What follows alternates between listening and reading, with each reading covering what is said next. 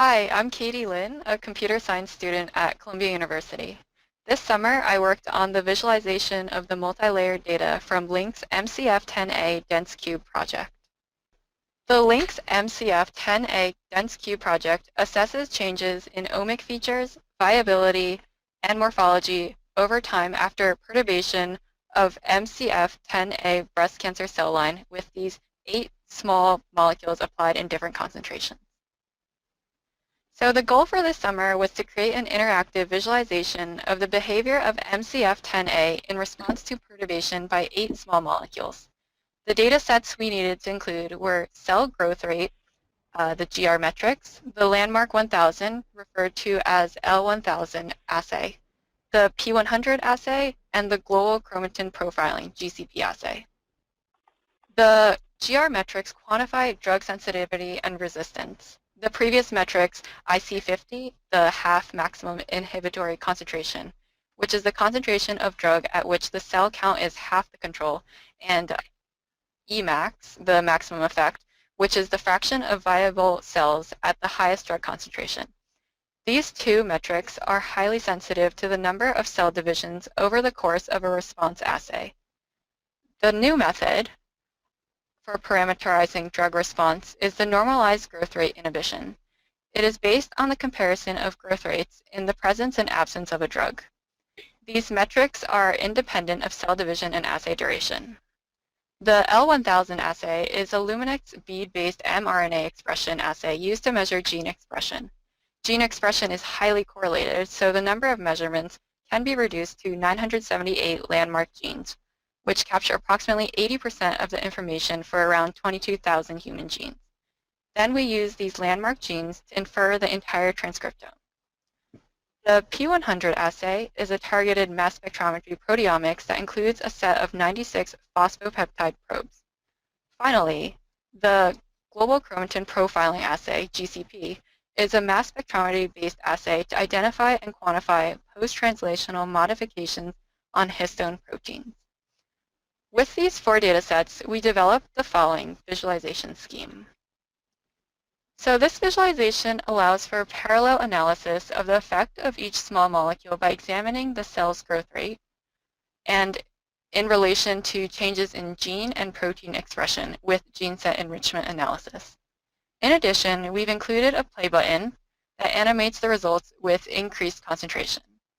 So let's examine each of the visualizations, starting with the dose-response curve. The dose-response curve fits the GR data for various concentrations as the following equation. These fitted parameters are GR infinity, which is the effect of the drug at infinite concentration, HGR, the Hill coefficient that reflects how steep the dose-response curve is, and GEC50, the concentration at half maximal effect. The canvas visualization is used for the assay datasets, where each square within the canvas represents an enriched term from a gene set library for the L1000 Enrichment Analysis canvas, a gene for the P100 assay canvas, and a histone marker for the GCP assay canvas. The squares are clustered based on their similarity using the network to canvas algorithm. So rather than displaying all 22,000 genes on one canvas, we perform enrichment analysis using Enricher, which is an enrichment analysis tool developed here at the Mayan Lab. Enrichment analysis is a computational method for inferring biological knowledge about an input gene set by comparing it to annotated gene sets, a group of genes that share a common biological function. We include 5 gene set libraries: CHIA, encode transcription factor ChIP-seq, PEG, MGI mammalian phenotype level 4, and Go biological process to assist with integrating biological knowledge with our upregulated and downregulated gene sets, which are the top 250, bottom 250 differentially expressed genes determined by the characteristic direction method. L1000 enrichment analysis offers a powerful analytical method for interpreting gene expression data provided by the L1000 dataset. So the concentration slider ties together the dose-response curve and the assay canvases based on the concentration at which the assay was measured. It is developed using JavaScript libraries D3, data-driven documents, and jQuery.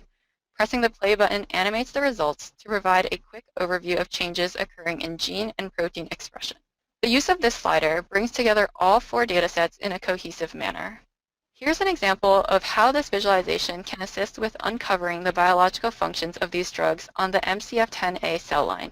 We see that there is a pattern across the different small molecules in the downregulated gene set canvases for CHIA.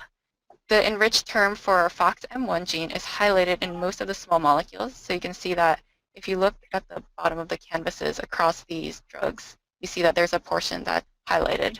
So one of these enriched terms is the FOXM1 gene, and this is a protein coding gene that regulates the expression of cell cycle genes essential for DNA replication and mitosis. It's quite amazing how the canvases are able to provide a compact view of hundreds of variables. This data visualization framework will support the upcoming RNA-seq and microenvironment microarray MIMA data that will soon be collected by the LINKS program, as well as supporting multi-layer datasets for other similar projects. So thank you, Simon and Anders, for guiding and mentoring me this summer. Thank you, Avi, the members of the Mayan Lab, and the summer students for a fantastic summer.